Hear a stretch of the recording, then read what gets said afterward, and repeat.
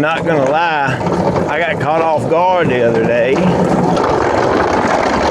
Last week we got hammered with rain. I mean, hammered. I bet we got like 4, maybe 5 inches of rain in 1 week. So it was a lot. This right here is my sod, my Bermuda tip-top sod at the shop. And those of you who've been following me know that I left the ryegrass in here to see just how well it will hold up throughout the summer. And the rye is doing absolutely fantastic right now. But the Bermuda, it is alive and well. You can see right here, there's the tip-tuff right there. Just a little tiny bit of rye in between it here and there. When you look at it overall, it's still got a little bit more of a darker green color from the rye as opposed to the lighter green color as the Bermuda. But look at those curvy, wavy, whatever you want to call it, got that going on. All right, let's move you down on this end so at least you can look at some stripes. The best way to prevent disease in a yard is prevention. You know it's going to get hot and humid and muggy. You know thunderstorms are going to happen. You know environmental factors are going to be there to create fungus, or not necessarily to create it, but to so it allows you to see the visible symptoms of the fungus, or the visual signs of the fungus. And that's the brown patches and the circles and the lesions and all that kind of thing that you hear folks talking about. And of course, nobody wants to see a nasty, yucky brown patch in their yard.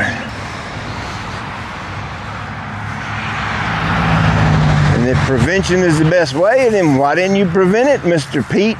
Well, Mr. Pete has been really, really busy and just didn't get around to it, if I'm being completely honest with you. So now I'm running what would be considered a curative rate. And of course I've got the adjuvant in the tank, the O2, which is going to enhance the effect of my fungicide.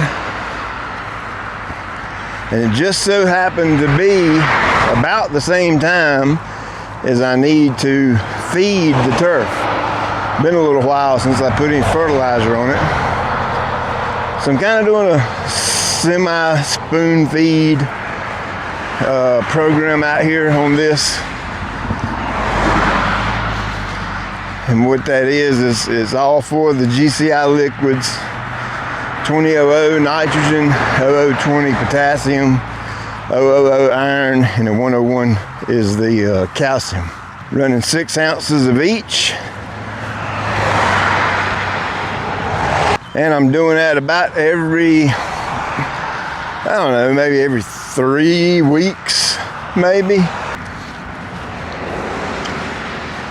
We got 20 gallons of finished solution. That's my 20-gallon cart buddy sitting over there. And this is 7,000 square feet. So, what's that? A little over 2 gallons per 1,000 is my calibration. And boy, she is glistening. Oh, I forgot to tell you. Something else I got in the tank is an organic fungicide that I'm super excited about. I know some people like to stay away from fungicides because of this big scary chemical name, but I got an organic one in the works. It won't be long, should be available at gciturfacademy.com. I'm just getting loads of feedback from folks about how the cart buddy and spray buddies are saving people copious amounts of time spraying their yard. These are folks that have been used to spraying with a backpack sprayer and having to fill up multiple times, taking all day Saturday just to get one application down, and now they're doing it in a matter of minutes. So that's a big deal to me. That floats my boat and makes me happy. I ain't gonna lie to you. That was the main reason I created that spray system specifically for the homeowner. So that was 7,000 square feet done. This mix is obviously going to improve the color. Iron and calcium and potassium and nitrogen. My disease will begin to grow out, and then those brown patches will get out of here. What's going on, dog? I said he doing too much now. What's up? I said he needs to go to the PGA tour or something. PGA? No, come on now. They won't let me on the golf course. Hey. So that happens all the time. Humbly speaking, folks will just pull in and want to get out here and walk and touch the grass, and it's just grass. You know what I mean? I mean, it's pretty grass, but it's just grass. Check you later.